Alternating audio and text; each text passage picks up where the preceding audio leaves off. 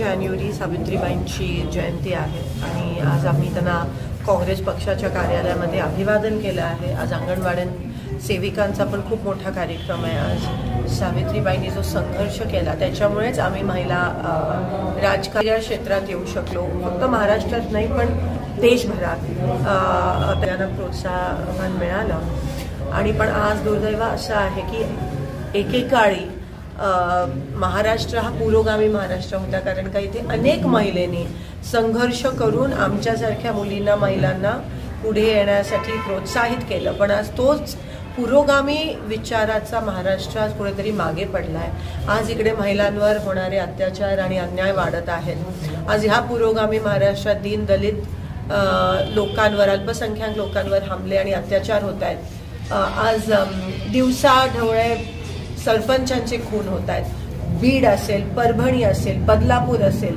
हे प्रकरण वाढत चालले आहेत। बीजेपीची सत्ता देशात आणि महाराष्ट्रात आल्यापासून एकंदरीत कायदा सुव्यवस्था पूर्ण ढासळला आहे। कोणाला भीती राहिली नाहीये पोलिसांची। सगळ्यांनी कायदा सुव्यवस्था एकंदरीत हातात घेण्याचा प्रयत्न या ठिकाणी केला आहे। राज्यकर्ते जे असतील, सीएम असतील, स्वतः खुद पाठीशी घालायचा प्रयत्न करतायत। काही लोकांना रेकॉर्डवर एक आणतात, विधानसभेत रेकॉर्डवर म्हणतात की जे परभणीचं प्रकरण आहे रेकॉर्डवर ते म्हणाले मुख्यमंत्री की हत्या ही वेगळ्या कारणामुळे झाली आणि पोस्टमार्टमच्या रिपोर्टमध्ये हत्या मारहाणीमुळे झाली असं एकंदरीत दिसून येत आहे। आणि मुख्यमंत्री म्हणतात की हार्ट अटॅकमुळे। तफावत एवढी आहे, कुठेतरी मुख्यमंत्री असो, सत्ताधारी असो, हे जे खुनी आहेत त्यांना पाठीशी घालण्याचा प्रयत्न करतायत। आज कोणीही या महाराष्ट्रात सुरक्षित राहिलं नाहीये, महिला राहिल्या नाहीयेत, लोक राहिली नाहीयेत, गावकरी गरीब कोणीही राहिलं नाहीये। आणि एकंदरीत पूर्णपणे ही असं होत असताना तिथे सत्ता कोणाला मिळाली पाहिजे, कोणाला कोणतं मंत्रीपद मिळालं पाहिजे त्याकडे जास्त लक्ष केंद्रित होत होतं आणि दुसरीकडे हे गोरगरीब लोक त्या ठिकाणी मरत होते आणि त्यांच्यावर अन्याय होत होता। ह्या गोष्टीचा मी मुख्यमंत्र्यांचा निषेध करत आहे आणि हा महाराष्ट्राला आता पुन्हा एकदा पुरोगामी पथावर आणण्याची जबाबदारी ही महाराष्ट्रात राहणाऱ्या प्रत्येक माणसाची आहे, शेतकऱ्याची आहे, महिलेची आहे, गोरगरीब कामगाराची आहे, आपल्या सगळ्यांची आहे। कारण का राज्यकर्त्यांकडून आता फारशा अपेक्षा राहिल्या नाही। नक्कीच आम्ही संसदेत ही मागणी मांडली आधी आणि वारंवार त्या ठिकाणी आम्ही ती मागणी करणार आहोत आणि त्यांना नक्की मिळेल अशी आम्ही प्रयत्न करणार। तुम्ही बघा, लॉरेन्स बिश्नोई पासून वाल्मिक कराडपर्यंत जे गुन्हेगार आहेत, जे जेलमध्ये बसून प्लॉटिंग, आणि ते गुजरात आणि हे महाराष्ट्र, म्हणजे आमचं महाराष्ट्र पण यूपी बिहार गुजरात सारखं बनवतायत, ह्यांना पाठीशी घालतायत। आणि मी जेव्हा बीडला गेली तेव्हा देशमुखांची मुलगी आहे ती मला म्हणाली, ताई मला खूप भीती वाटते, मी पण पोलीस प्रोटेक्शन मागितलं आणि मला अजूनही देत नाहीये सरकार। म्हणजे तुम्ही विचार करा किती दहशतीचं वातावरण त्या ठिकाणी निर्माण झालंय सगळ्यांवरच एकंदरीत, आणि सरकार 100% पाठीशी घालतंय।